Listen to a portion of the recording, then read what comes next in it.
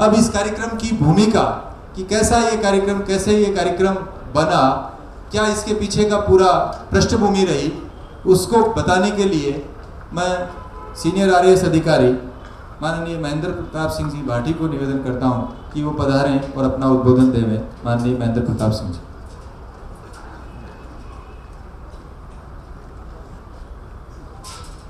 जय शिव शक्ति। परम पूज्य श्री तन सिंह जी के चरणों में नमन करता हूं और नमन करता हूं आप सभी को जिन्होंने हमारे आमंत्रण को बहुत ही उत्साह और सकारात्मक ऊर्जा के साथ में आलिंगनबद्ध किया। जिसको आमंत्रण प्राप्त हुआ वो अपने आप में मेज़बान बन गया और आगे से आगे सब तक ये संदेश पहुंचाकर आज हमारे बीच में उपस्थित है।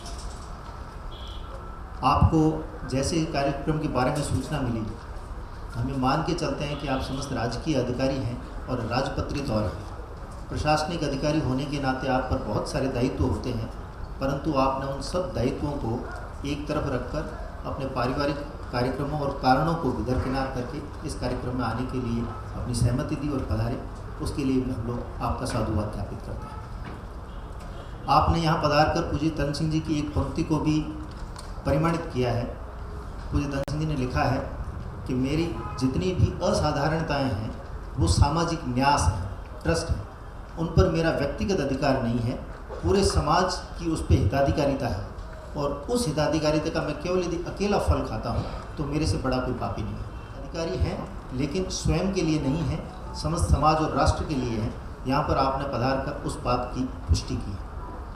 मुझे कहा गया है कि मैं कार्यक्रम की भूमिका के बारे में बताऊँ, तो मैं निवेदन करूँ कि इस कार्यक्रम को हमने बहुत आसानी से, बहुत कम प्रयासों से और बहुत ही कम मेहनत के साथ में फलीभूत कर लिया, लेकिन समय थोड़ा ज़्यादा लगा। हम 2016 से इसकी परिकल्पना में आए थे।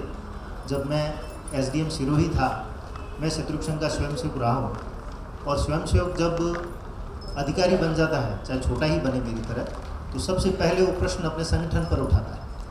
तो वहाँ पर ये जो मंच संचालक रेवंत सिंह जी हैं मेरे संपर्क में आए और मैं 5-6 साल की नौकरी के बाद में मेरा मानना था कि शत्रुघ्न क्या कर रहा है।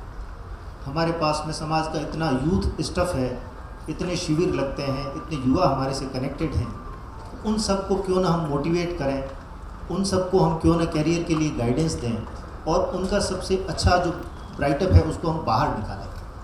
उनका हमेशा की तरह एक ही सुझाव था कि आप जो भी कार्य करने का सुझाव देते हैं उसको आप आरंभ करें। भाव ये था कि अकेला चना भाड़ तो नहीं फोड़ सकता, लेकिन भड़बूजे की आँख जरूर फोड़ सकता है। हमने जो नवचयनित अधिकारी थे उन सबसे इस बारे में वार्ता की और 2017 में शत्रुघ्न कार्यालय में अधिकारियों का एक सम्मेलन रखा। जो 3-4 के नए बैचेज अधिकारी थे उन सबको आमंत्रित किया। 10 दिन के वायरल व्हाट्सएप मैसेज से लगभग 125 अधिकारी वहाँ पर पधारे। उसमें यह तय हुआ कि हम जिलों में जाएं। अक्सर हम शिकायत करते हैं कि हमारा यूथ है वो दिग्भ्रमित है, वो तैयारी पर ध्यान नहीं देता, सोशल मीडिया पर टाइम ज़्यादा बिताता है और वो आरक्षण का बहाना लेके कहता है कि हमारे सिलेक्शन नहीं हो सकते, हम जनरल से।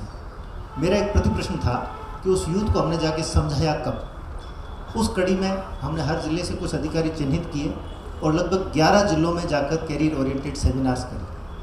फिर ये परंपरा चल पड़ी और हम चाहते थे कि हम जाके पूज्य श्री तन सिंह जी की इस बात को चरितार्थ करें जब वो लिखते हैं कि शत्रुघ्न के स्वयंसेवक में चपरासी से राष्ट्रपति तक का दायित्व निभाने की योग्यता होनी चाहिए। हम जिलों में गए, हमने उन्हें समझाया और लगभग 5-7 हज़ार बच्चों को अलग अलग जगहों पे गाइड किया। तत्पश्चात अगली और बैठक हुई और तीसरी बैठक में हमने तय किया कि बच्चे पढ़ना चाह रहे हैं लेकिन आर्थिक परिस्थिति भी अपने आप में एक बड़ा कारण है। छात्र प्रसाद फाउंडेशन के तत्वाधान में ही एक स्कॉलरशिप का एग्ज़ाम आयोजित किया गया पूरे प्रदेश भर में। ऐसे इकोनॉमिक वीकर सेक्शन की EWS के बच्चे जो पढ़ना तो चाहते हैं लेकिन उनकी परिस्थितियां उनकी मददगार नहीं हैं, तो हमने भामाशाहों का सहयोग लेकर ऐसे बच्चों का एग्ज़ाम लिया। करीब 2500 बच्चे इस प्रदेश भर की परीक्षा में बैठे और उन्होंने जो परीक्षा की मार्किंग थी उसके अकॉर्डिंग जो टॉप 100 बच्चे थे उनको सिविल सेवाओं की तैयारी के लिए राजस्थान की सर्वश्रेष्ठ संस्थान स्प्रिंग बोर्ड में हमने एडमिशन दिलवाया। उनमें से 50 जो टॉप थे उनको बिल्कुल फ्री में और बाकी वालों को आधी फीस। ये कुछ ऐसे योगदान के कार्य थे जिनको करते करते हमें लगा कि यह बात सब तक पहुँचे, सब लोग इस मुहिम से जुड़े, जो जहाँ पर है वो अपनी क्षमता के अनुसार उसका सहयोग कर सकें। तो एक ऐसी कार्यशाला को करने के लिए विचार मंथन आरंभ हुआ। जयपुर में पदस्थापित अधिकारी हम लोगों ने एक रचना की कि क्यों ना हम दिन के लंच टाइम में मिलकर 1 घंटे पर इस बात पे बात किया करें। तो सप्ताह में एक दिन 10-12 अधिकारियों ने मिलना आरंभ किया। 2-3 लंच की मीटिंग के बाद में हमें प्रैक्टिकली लगा कि नहीं, इसमें भी थोड़ा हमारा आउटपुट अच्छा नहीं निकल पा रहा है। तो ये पीछे जो सेंट्रल पार्क है, यहाँ पर हमने प्रातः की एक मीटिंग आरंभ की, जिसमें 10-12 अधिकारी वीक में एक बार सुबह सुबह ऑफिस जाने से पहले 1.5-2 घंटे के लिए मिलते थे और इन चीज़ों पर चर्चा करते थे। उस चर्चा का परिणाम ये है कि हम आप सब तक पहुँचे, आप सबको आमंत्रित किया और कुछ एक एजेंडा नोट बनाए जिनको हम आज लेकर आपके बीच में हाजिर हुए। पूज्य श्री तन सिंह जी ने लिखा है, क्योंकि शत्रुघ्न मूल रूप से संस्कार निर्माण का कार्य करता है। आज हम शत्रुघ्न के तत्वाधान में छात्र पुरुषार्थ के कार्यक्रम में बैठे हैं, तो पूज्य श्री तन सिंह जी की ये बात बड़ी चरितार्थिक लगती है कि हो सकता है कि मेरे कारखाने में के सांचे में बने हुए सामान का अभी कोई बाज़ार न लगा हो, लेकिन जिस दिन बाज़ार लगेगा उस दिन उस सामान को आपूर्ति करने वाला और कोई व्यक्ति नहीं मिलेगा। हम ऐसी ही श्रेष्ठता के साथ में प्रशासनिक कौशल का प्रदर्शन करते आए हैं। आज़ादी के बाद से ही हम देखें कि देश आज़ाद हुआ तो सेना को कमांड करने के लिए जनरल करियप्पा को चुना गया और उनको कमांडर इन चीफ बनाया गया। आप सोचिए, हमारा कोई विकल्प नहीं है। जब विदेश नीति को साधने की बात आई तो सवाई मान सिंह जी और खेतड़ी महाराजा सरदार सिंह जी को विदेश नीति को साधने के लिए भेजा गया। जब न्यायिक सेवा की बात आई तो जस्टिस नगेंद्र सिंह जी को इंटरनेशनल कोर्ट में भेजा गया, जो भारत के प्रथम इंटरनेशनल कोर्ट में जस्टिस बने। हमारा कहीं कोई विकल्प नहीं रहा। उसके बाद में जब आप देखते हैं, सेना हो, न्यायपालिका हो, हम प्रधानमंत्री तक रह लिए, लोकतंत्र की सबसे अच्छी और सबसे अधिक उपयोगिता के साथ में किसी ने लाभ उठाया है और किसने उसको स्वीकार किया है तो हम हैं। राष्ट्रपति जैसे संवैधानिक पद को हम सुशोभित कर चुके, प्रधानमंत्री, उप प्रधानमंत्री जैसे पदों पर रह लिए, न जाने कितने मुख्यमंत्री, कितने राज्यपाल रह लिए, और वर्तमान में जो आज का जो मंच है ये अपने आप में इस बात को प्रमाणित करता है कि हमारे अधिकारी जहाँ भी रहे हैं उन्होंने अपनी एक ऐसी छाप छोड़ी है कि जिनका एग्जाम्पल उनकी सेवा में हमेशा के लिए दिया जाता है। उनकी सेवानिवृत्ति के बाद में भी उनका कोई विकल्प नहीं मिलता। इसी कड़ी में ही हमने ये तय किया कि हम इस आज के कार्यक्रम के जो 5 एजेंडा बिंदु आगे के वक्तागण आपको बताएंगे उनको चरितार्थ करें, अपने साथ में लेकर जाएं और उसके अनुरूप अपना श्रेष्ठ दें, क्योंकि हमारे डीएनए में प्रशासनिक कौशल है।